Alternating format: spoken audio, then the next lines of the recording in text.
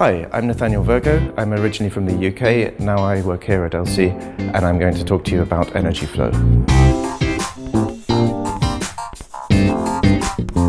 Imagine that you come to Japan and you come to a Japanese restaurant and you order some delicious Japanese food.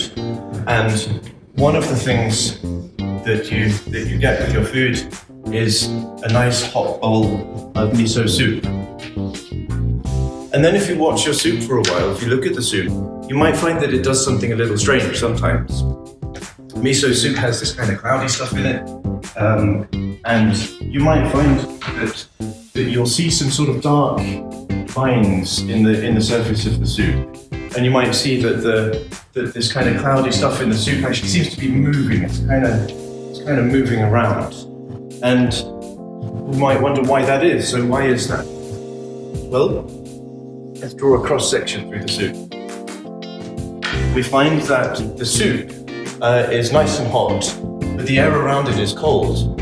And so heat always likes to flow from hot to cold. So heat, energy flows from inside the soup to the air above it. But liquids expand when they get hot and they contract when they get cold. And so the soup, the layer of soup at the top, starts to sink down because it's more heavy. And once it starts to sink down, that causes more hot soup to be drawn up. And so the soup begins to move in cycles.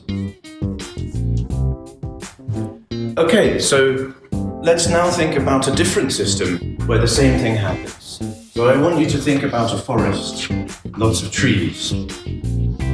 And it seems like a very different thing from a hot bowl of miso soup, but this system has energy flowing in the form of sunlight. And the trees, they take that energy from sunlight and they use it to take carbon out of the air. But then leaves fall down to the ground and worms eat the leaves and bacteria eat the worms. And those things take energy from that matter and they release carbon back into the air. And so the flow of energy from sunlight causes the matter to cycle. It drives the carbon cycle and the nitrogen cycle and all of the other ones. And so now, let's think on an even bigger scale. Let's think about the Earth. So in the Earth, we again have energy coming in from sunlight. And that light is at 6,000 degrees from the sun, very, very hot. And we have energy also flowing from the inside of the Earth to the outside.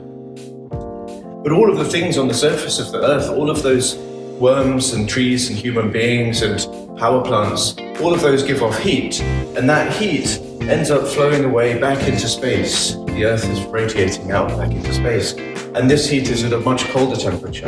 And so the Earth is also a system of energy flow, and all of the things that we see, all of the trees and worms and miso soup and human beings, all of those are driven by this energy flow. Thank you very much for watching.